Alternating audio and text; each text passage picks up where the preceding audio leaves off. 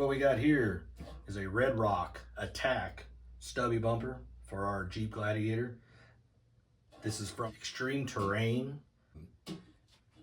It's got a nice covering on it. It's heavy duty. It's got the factory fog light holes, so our fog light should fit right in here. It also has a place for the winch, so when we get a winch, we should be able to mount it right on there. It also comes with the bull bar with extra light holes, so we could put some KC lights in there or something.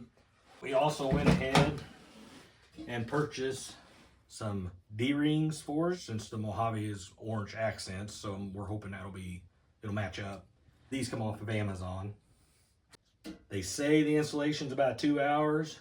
We will see. First thing that we have to do is remove some clips. And these little clips, molding clips or whatever you want to call them, down in the bumper. We have, what, 2 on top, and I think there's 5 or 6 on the bottom or something like that we have to remove. Really easier to do if you have one of those tool things like that. I guess because we're a Mojave and we have this skid plate, we don't have the plastic piece that goes across and connects to the bumper. So we don't have to pop out anymore. We only had 2 on top, but you may very well have them on the bottom that you'll have to remove. Next step is going to be to unplug the fog lights, and it's just one clip right here in order to release it from the vehicle. Now that we've got that clip undone, which that was a treat, he has got to take the skid plate off. It's in the way. So he has to remove that so that he can access the bolts to actually unhook the bumper so that we can take it off. Just to let you see, this is the before. This is how it looks right now. This is the stock bumper. There's the 2 on the inside. Those are the ones I had to take the skid plate off to access it. And those are the 2 on the outside. That's the same way on both sides. Yep. 2 on the inside, 2 on the outside, on both the driver and passenger side, and those all have to come out to remove the bumper. Now, what size deep socket are you using? 18 millimeter. 18 millimeter, and that's the same on all 4 of them, right? The top inside nut, I'm actually going to leave on loose, just so when I take the rest of them off, the bumper don't fall. And I'll do the same on the opposite side, and then when I'm ready to take it off, I'll just pop those top nuts off.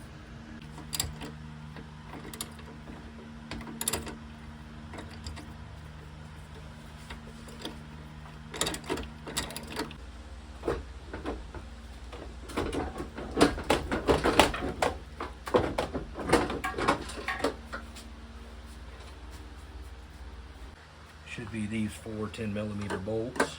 4 10 millimeter bolts, and what plastic clips? All your... Oh, all the way around. Yeah, all because of that whole those. inner will come out, so you so can that access... we can get our fog lights. Yes. And the rest of the fog light harness.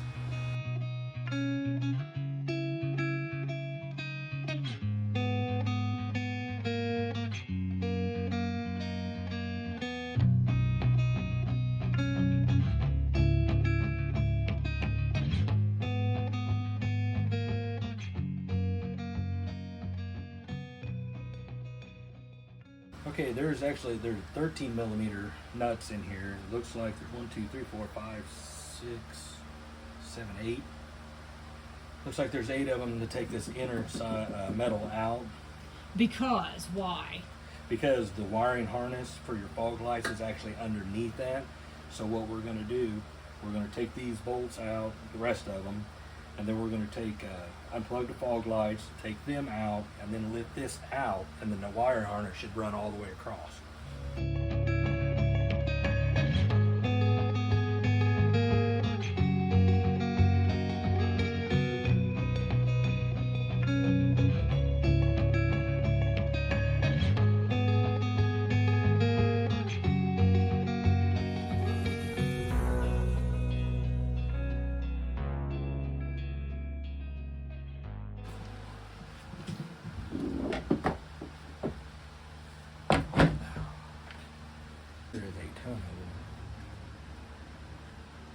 is crazy.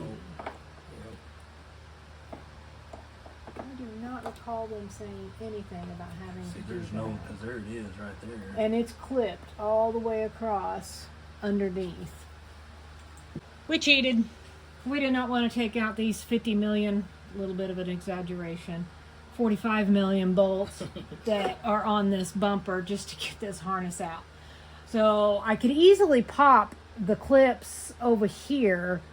Can you point to where those are? Right there. Because I could get my little handy dandy tool up underneath in there. And I did it over here too. And popped those big silver ones out. These were along here. So I kind of pushed down, and then I don't even know, he had something, an Allen wrench and a little used it as a punch. Yeah, basically just popped them through, and then we just fed it back through. But we did clip these pieces that were on that end over there so that it wouldn't hang up as it was pulling through. I've got one more I think I need to get out, and then we should be able to just pull this right back up out, and then we didn't have to take all that off. Now, if we ever decided to put the bumper back on, then yes, we will have to undo all those in order to run that wiring harness back through. This does come with instructions, and I was able to decipher what bolts and washers and nuts and everything go for this bar. Everything was packed in like 2 little packages of bolts, and they weren't labeled real well, and the instructions are a little vague at best, I guess.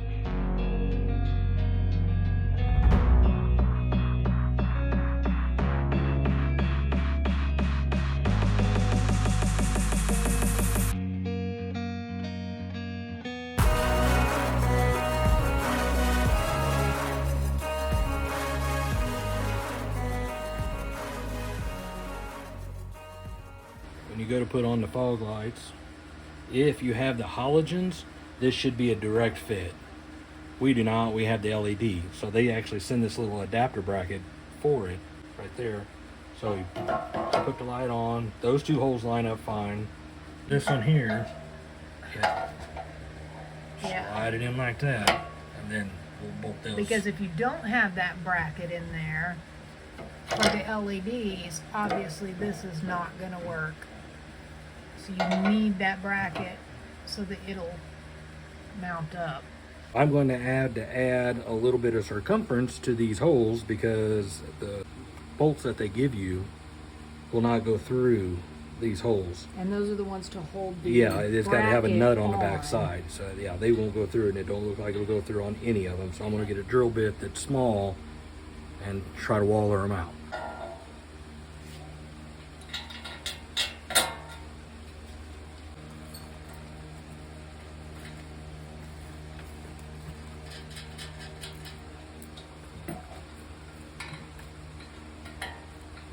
Now it does come with a little Allen wrench that fits those little screws or bolts, but it's a lot easier if you can use something like that. A little easier on the hands, I think.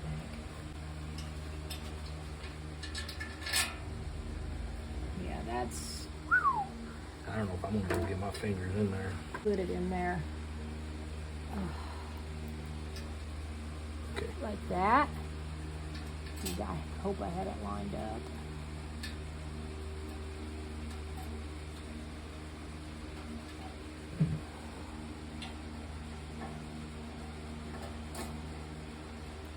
Ow!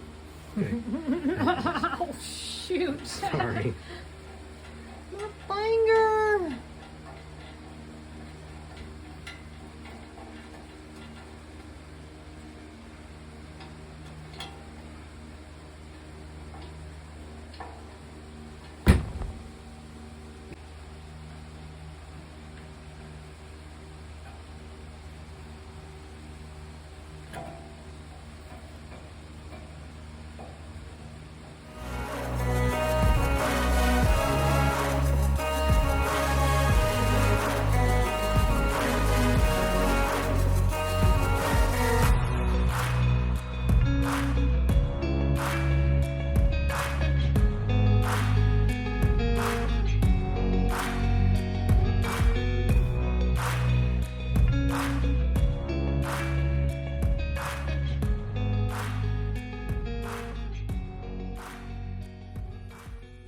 we had an issue. What was our issue? They did not give us enough screws. No. Oh, no, enough nuts. They did not give us enough nuts. That's right. And we did not have nuts that would fit. So I had to scrape through some of my old stuff, find some bolts and nuts that would fit. but the washers and lock washers will fit those, so Yep. we're good there. He's like the biggest pack rat I've ever met in my life. And but this is the reason sometimes why. it comes in handy. We are going to get this finished up. Same process as this one. We're just using those silver bolts instead of the black ones that came with the kit. Those are all mounted nice and sturdy like. And now we need to plug in our harness.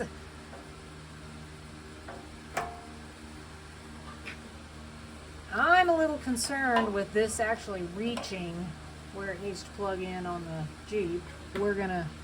We'll see how that goes, I guess. 2 of the bolts are already built into the bumper. But we also need a flat washer, lock washer, and nut for those 2, which there's 2 more on the passenger side also. Then that will have a flat washer, a lock washer, and it will go through the bracket on the actual Jeep. And then there are welded nuts on the back side of this plate that those will bolt into. Which one's first, then? No, I mean... Okay, push. Lift that up. There you go. So, flat washer, then lock, Yep. or lock and then flat? Flat lock. Flat, then lock? Yep. So the nut goes on the lock washer? Yep, because it cuts into the flat washer and grips. Okay.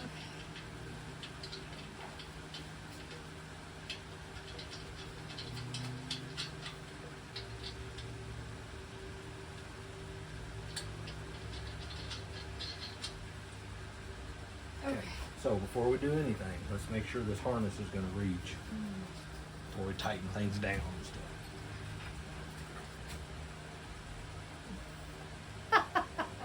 No. This is the fog lamp harness part that actually is attached to the Jeep, and it actually was originally on this side. There's one of those like interior type clips or whatever you want to body clip things, and you can swivel that and push it over to the other side, and then it will reach then. Otherwise, it will not reach. Your harness is not going to be, mostly, I think the reason is because the fog lights are actually so close together, more towards the middle, whereas on the stock bumper, they were more towards the outside edges of the bumper. So it was made to reach from here rather than on this inside. Now he is going to finish installing those bolts on this. Got to tighten down the ones that I just kind of threaded on just to keep the bumper from falling off, and then he has to install nuts and washers on the rest of the studs that are attached to the Jeep, and then he's got to put the actual bolts in that come in to the welded on nuts that are on the inside of the bumper. There's this little tab right here on the fog light mount that she zip tied the excess wire to on both sides. That way we get all the wire up out of the way and it's nice and tight in there. Not gonna fall out. He is going to put our skid plate back on. It should go on perfectly, right, with the new bumper. Oh yeah. Nothing is in the way or anything like that. So he's going to put that on. These D-rings come with your bumper. It's in a kit. So, but we chose not to use these because we wanted a color matched one. Yeah, I mean, those are completely usable. Oh yeah. There ain't nothing wrong with No, it. nothing They're at just- all. We just don't, I didn't want that color. Right. She wanted the orange ones, so we're gonna put the orange ones on there.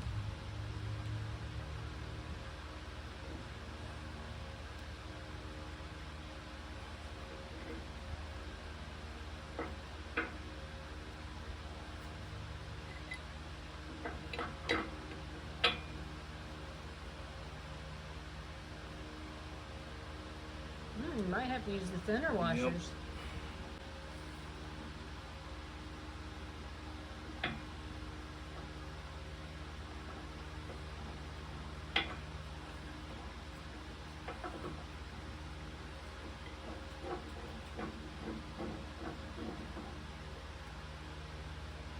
Looks good. It's done. Took about 3.5 hours. Quality seems really good for the bumper, for the price point, because it's not a $1,000 bumper. So Actually, under $300. Under $300. Can't complain about that. There's really only two things that I have a complaint about that I was kind of disappointed was, well, I didn't get all the hardware to find my own, and I had to drill out the holes for the lights. Yeah, that, you know, they need to look at that, because I mean, it was their own screws that wouldn't fit in there. It's not like it was ones that I put in there. But overall, yeah, it wasn't bad. Just take some time. Way more than the 2 hours. Well, yeah, way more than 2 hours. I kind of expected that. We will drop a link to the bumper that we have installed today in the description below. So if you are interested, you can go over and check that out. And it does fit other Jeep models, not just the Gladiator. We hope you enjoyed this. We are loading our bumper. Now we're going to show it to you.